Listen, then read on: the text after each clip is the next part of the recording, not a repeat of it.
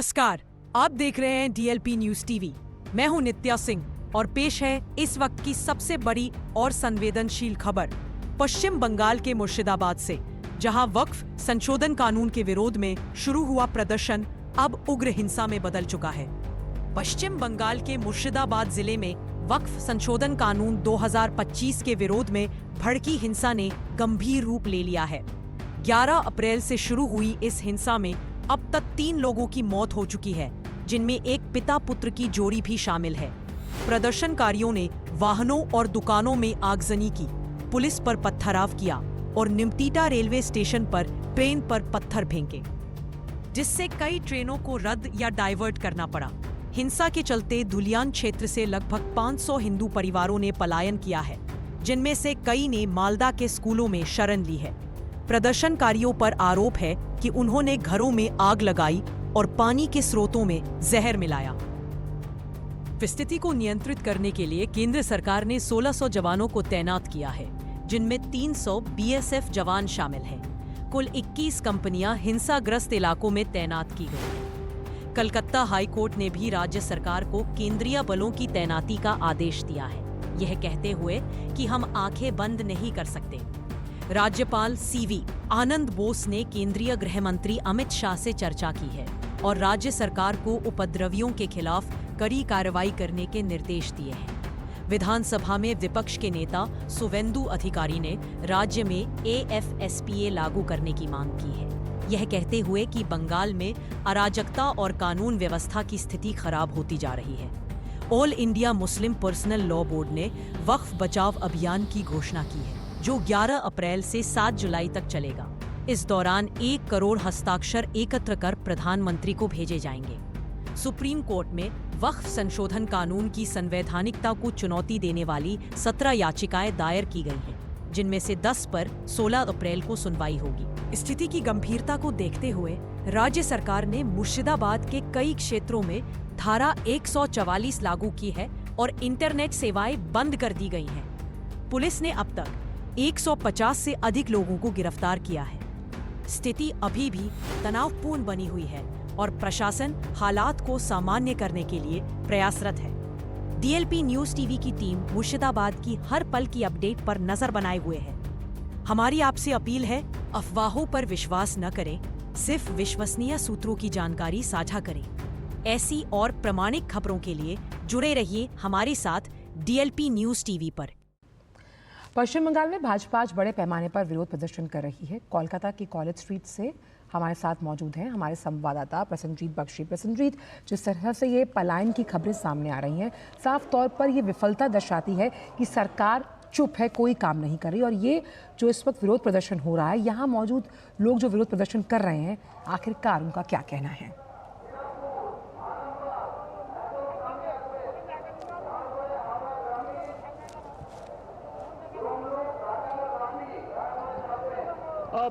आंचल, शायद मेरी आवाज आप तक ठीक ठाक पहुंच रही है। जी जी। हम इस वक्त कोलकाता की कॉलेज स्ट्रीट में खड़े हैं। मेरे सामने वो हमारी कई 250 साल पुरानी कोलकाता यूनिवर्सिटी है और ये जो कॉलेज स्ट्रीट है, ये कॉलेज स्ट्रीट में बीजेपी की तरफ से जो मेगा रैली रखा गया है, उसी का तैयारी चालू है। इसमें 2 मुद्दे हैं।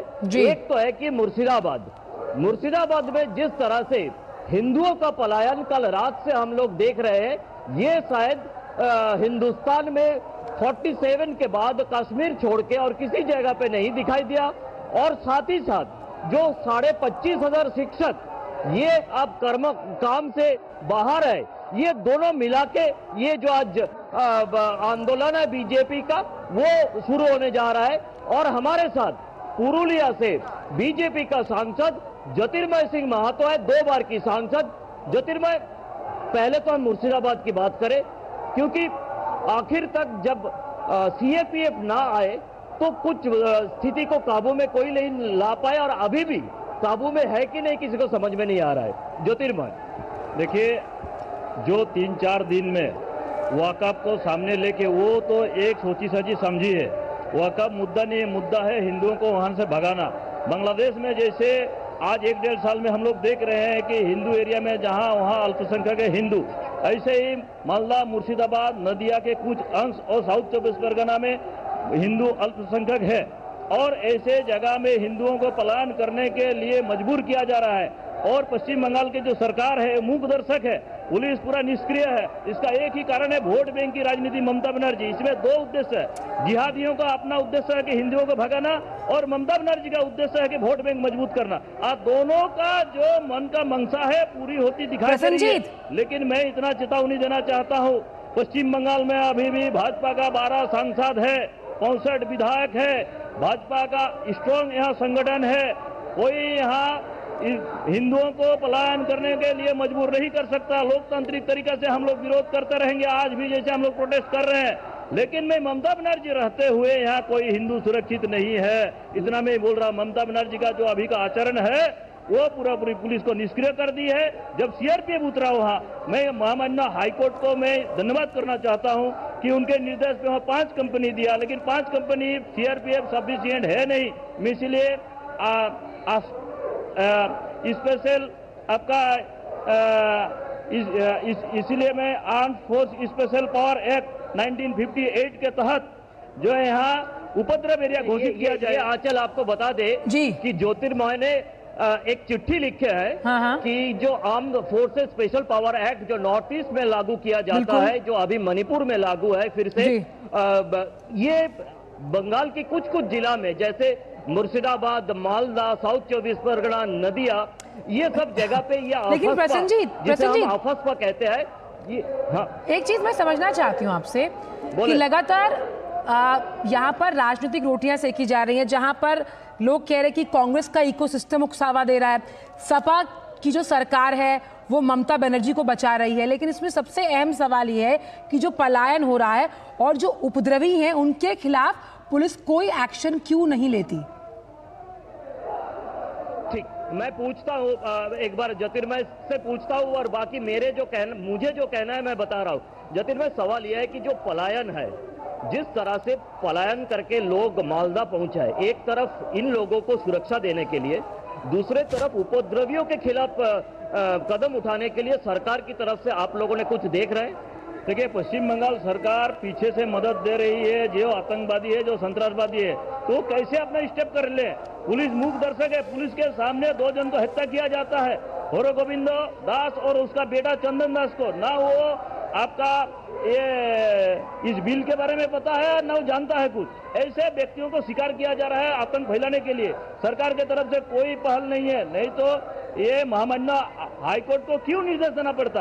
और वहाँ अभी भी पलायन जारी है। 500 नहीं है, 5000 से ऊपर है और कंटिन्यू हो रहा है। रेप भी हुआ है कई जगह, ऐसा मेरे पास टेलीफोन ही आया है, ऐसा कोई मेरे पास सबूत है नहीं, लेकिन माता बहनें वहाँ आतंकित है और वहाँ कंटिन्यू उनके ऊपर हमला भी हो रहा है। 2-3 दिन में आपको सारे चीज क्लियर हो जाएगा। पुलिस और एक बात आपको मैं पूछ लेता हूँ कि केंद्रीय सरकार से आप क्या उम्मीदें रखते हैं इस वक्त? मैं सेंट्रल गवर्नमेंट को आग्रह किया हूँ, लिखा हूँ कि आपका 1958 आफ्स्पा के आधार पे यहाँ इसको डिस्टर्ब एरिया घोषित किया जाए और जम्मू कश्मीर में जैसे 1990 के बाद सिचुएशन तैयार था, उस सिचुएशन को मद्देनजर देखते हुए यहाँ पूरी सेंट्रल फोर्स के हाथों में दिया जाए। प्रसन्नजीत, एक चीज और, जब पश्चिम बंगाल में सरकार बनाई गई थी उस वक्त ममता बनर्जी के वादे और दावे बहुत अलग थे। ये वही हिंदू हैं जिन्होंने वोट भी किया होगा, भले किसी भी पार्टी को किया होगा, लेकिन जो भी पार्टी आती है उसका मकसद ये है कि वो एक वेलफेयर स्टेट कायम करे। ये वेलफेयर स्टेट तो कोई वेलफेयर करती हुई दिखाई नहीं दे रही। पहला सवाल तो ये। दूसरी चीज कि अगर पलायन किया जा रहा है और इसको लेकर सरकार चुप है, तो वहां पर किस तरह से पुलिस पर तो सवाल उठते हैं, साथ ही साथ जो तमाम विपक्षी पार्टियां हैं वो भी हाथ पर हाथ धरे बैठी हुई हैं।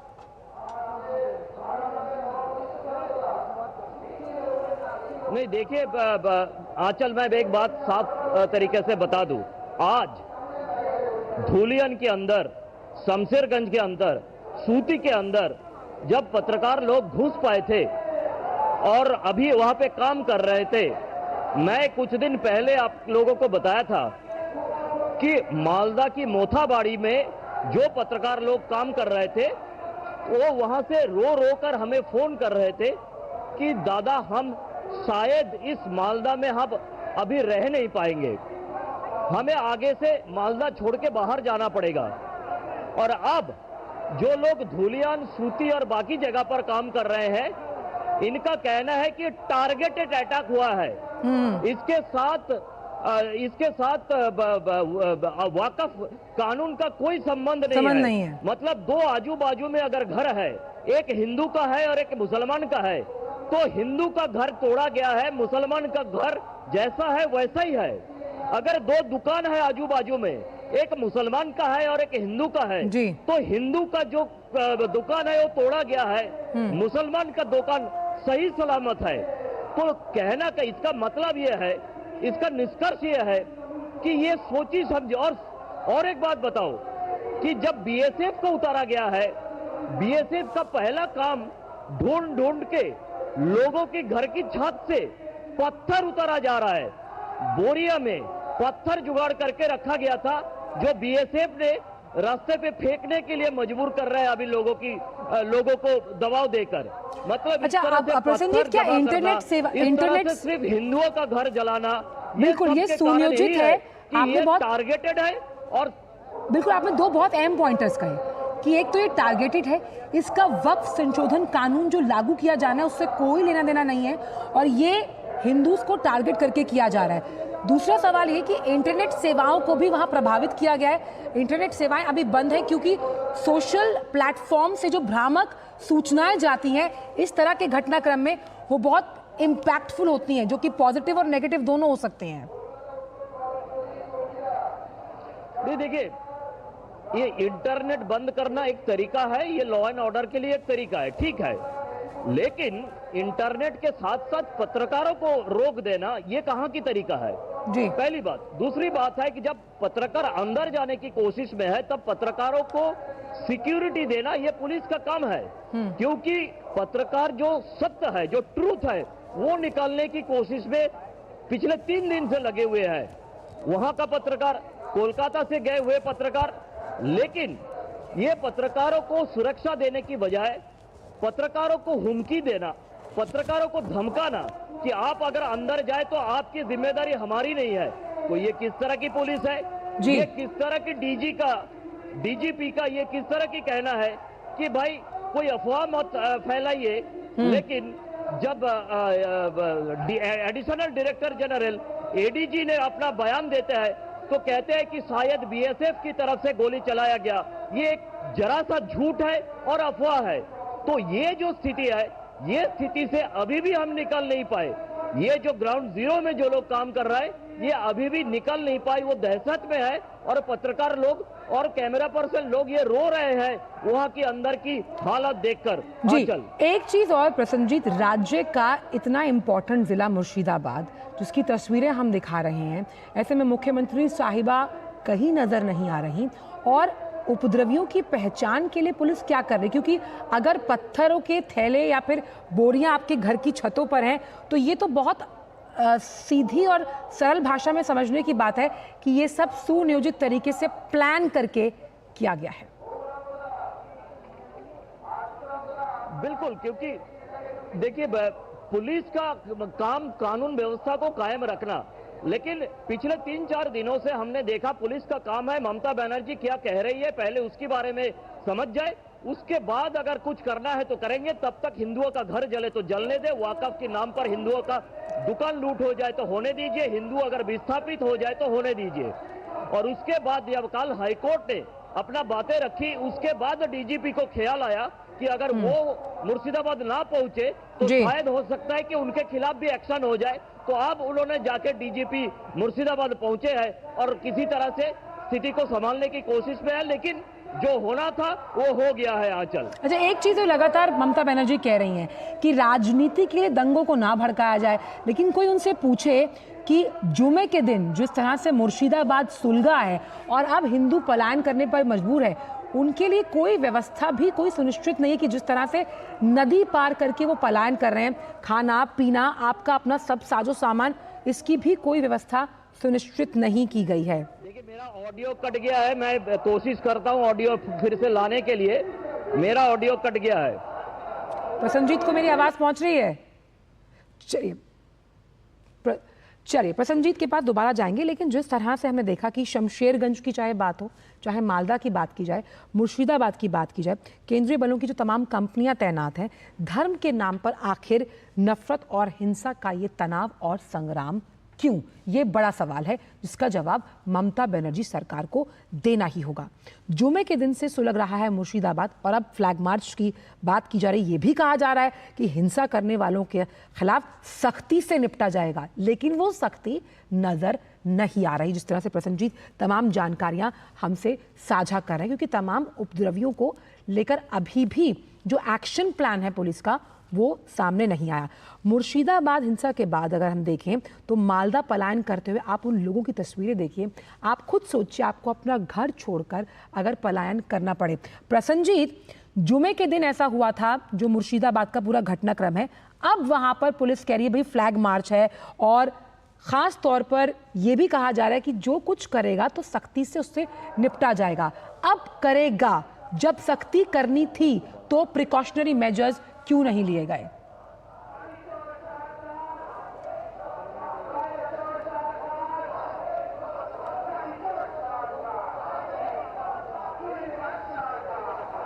प्रसन्नजीत, हाँ, मैं आपसे पूछ रही हूँ कि अब लगातार पुलिस कह रही है कि हम फ्लैग मार्च भी निकाल रहे हैं। पुलिस का कहना है कि जो अब कोई भी उपद्रवी होगा उससे सख्ती से निपटा जाएगा। हाँ, अब क्यों फ्लैग मार्च निकाला गया है? बीएसएफ के होते हुए भी कई जगह से सीआरपीएफ को लाया जा रहा है। कोलकाता की राजारहाट से सीआरपीएफ को लाया जा रहा है, खड़गपुर से सीआरपीएफ को लाया जा रहा है, और कुछ अनकन्फर्म्ड खबर है कि नॉर्थ ईस्ट से भी लाया जा रहा है। तो मतलब देखिए, कल अदालत ने यह भी कह दिया है कि अगर जरूरत पड़े तो बाकी जगह पे जहां पे सरकार को लगे कि वो स्थिति को संभालने के लिए नाकाम है, तो हो सकता है कि वहां पे भी जो सीएपीएफ है वो लगाया जाए। तो अब सुनने को मिल रहा है कि डायमंड हार्बर में भी लगाया जाएगा या नदिया और बाकी जगह पे भी लगाया जाएगा। इसीलिए ज्यादा संख्या में सीएपीएफ का जरूरत है, और फ्लैग मार्च जो है वो बीएसएफ के तरफ से जारी तो है, लेकिन सीआरपीएफ जितना तुरंत हो सके पहुंचने की कोशिश में है। अच्छा जी, कोई गिरफ्तारी हुई है अभी उपद्रवियों को लेकर? क्या ऐसी कोई जानकारी आपके पास है प्रसन्नजीत? एक्चुअली आपकी बात मुझे अभी सुनाई नहीं दे रहा है, पीछे से इतना स्लोगनिंग हो रहा है। कोई गिरफ्तारी हुई है अब तक इस उपद्रवियों को लेकर?